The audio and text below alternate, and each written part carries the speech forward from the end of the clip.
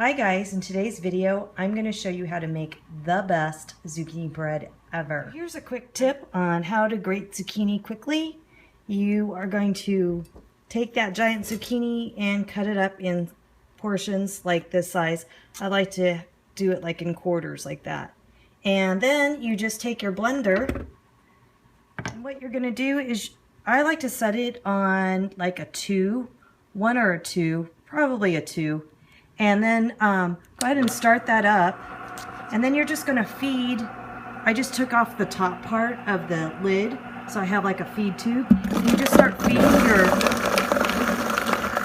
chunks of zucchini through the feed tube, or the slot where the lid was. And look how easy that is. And that's how you grate a zucchini. Okay, and so the recipe is going to be under the show more section on this video. That's where I always put the recipes. So for starters, we added our flour. I've got 3 cups of flour in here. Put it in a separate bowl, and I'll tell you why in a second. And then we're going to do a teaspoon of each of baking soda, baking powder, and salt. And it's okay if there's a lump in your baking soda, because I'm going to show you what we're going to do in a second. And you know how much I love the pink stuff, so I'm using the Himalayan salt. Okay, so now that you've got your dry ingredients, oh, and we could go ahead and add our cinnamon too, so let's do that. We need 3 teaspoons. Okay, so we've got all our dry ingredients together in this bowl, and the next thing that we're going to do, oh, by the way, before I move away from the shot, here's a little tip that I like to do is I put my baking powder, baking soda, and salt in these little containers, and it's just easy to reach for instead of trying to find them in the pantry. And it's easy to get your measuring spoons in there. So all these dry ingredients are going to go into, I like to use a colander for my sifting because it's just a lot easier than using a sifter.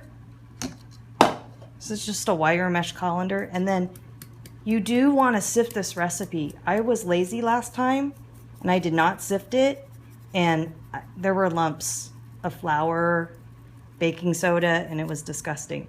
So make sure, that's why you should sift your ingredients, because you don't want the lumps. Look how pretty that looks.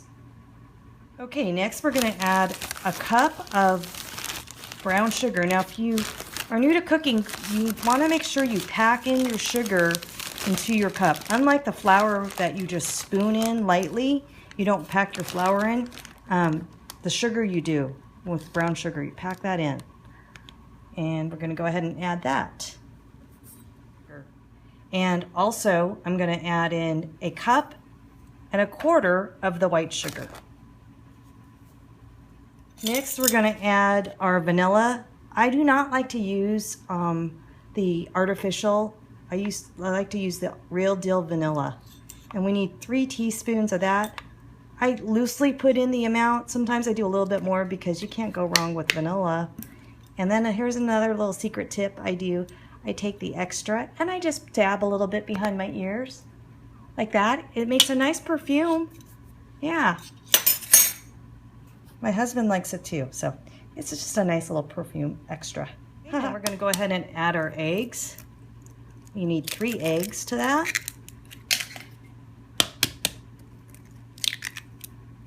By the way, do not substitute for this recipe. I thought I would get a little tricky and substitute, and I did less of this next ingredient, which is our olive oil. Let me go grab that.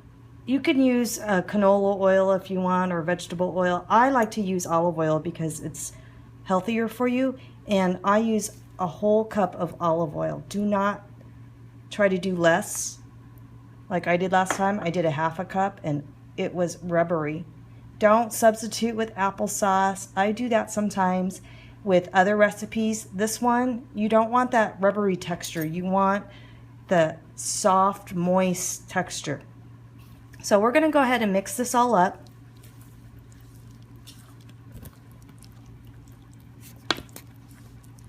And we shouldn't really have our lumps because we sifted our flour and our dry ingredients.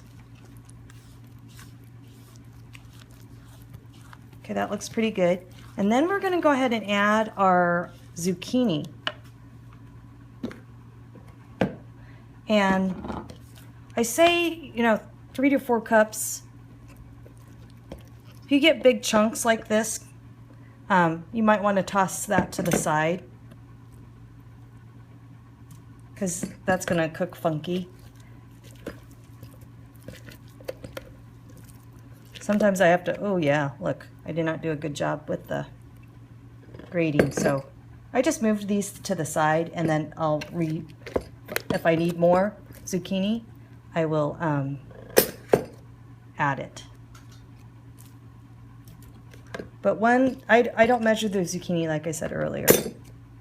I just kind of throw it in.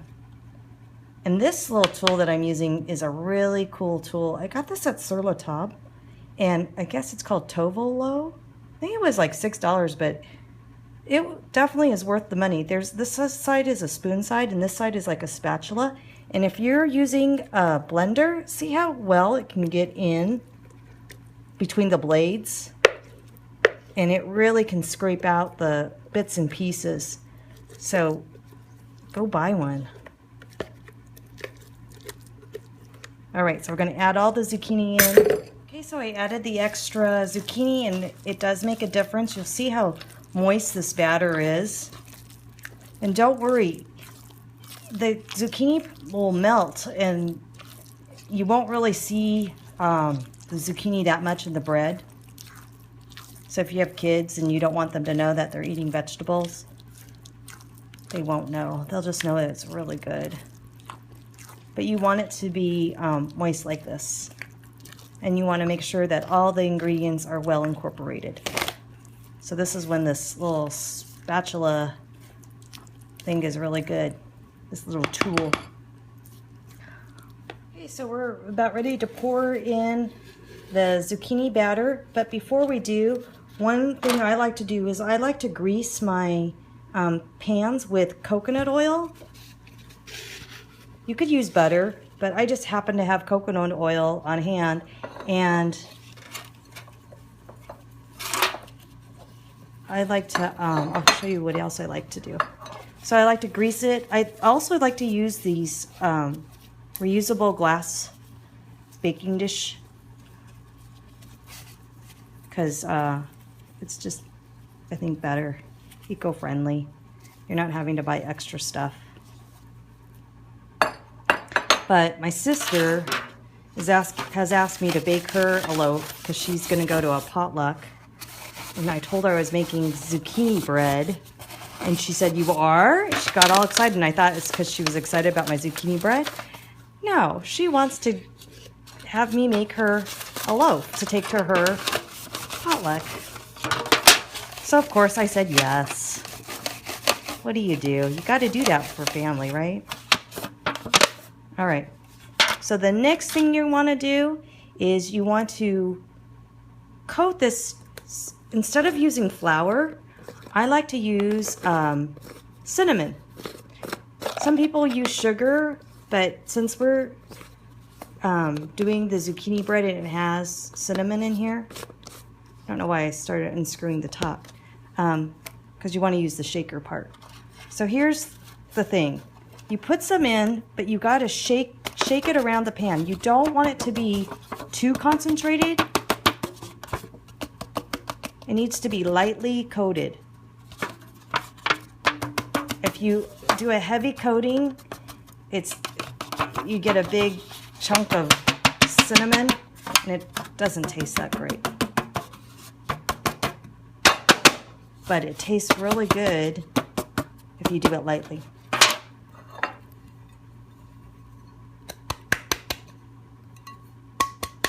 So I'm going to go add some more cinnamon, and I'll be back. So you're going to do like half and half.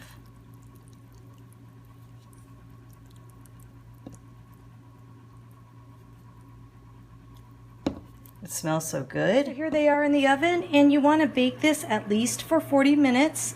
It's going to be like 40 minutes to an hour, and you'll check on it starting at the 40-minute mark. You'll know it's getting ready to be done because it starts smelling wonderful, and that's when you want to do the toothpick test. So I'll show you what that looks like when we come back. Okay, and then just insert the toothpick. Oh, it's still very soft. See how it came out with goopy batter? So if you are concerned that this is going to brown too much, then what you're going to want to do is put a piece of foil. Alright, so we're going to go ahead and slice into this. This has been cooled. You want to make sure you cool it.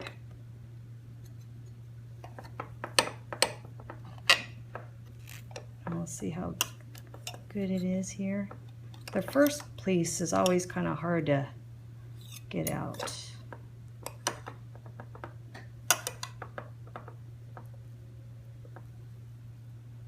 Ooh, that looks good.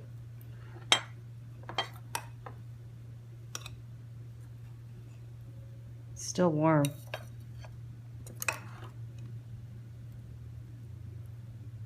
All right, and you'll be grateful that you buttered, oiled, and coated your pan, because you'll notice, see how nicely this is. It's coming out cleanly. It's not sticking to the sides.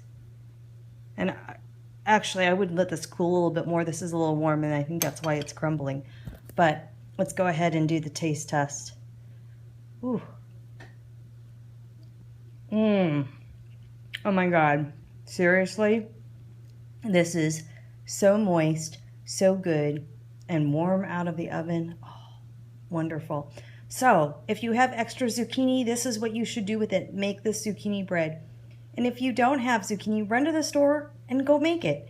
This is a great summer bread, and you can actually freeze this. It freezes quite well. All right, thanks for watching. As always, I appreciate your likes, your comments, and your shares. And if you haven't subscribed and you're new to this channel, please do so. Until next time, take care.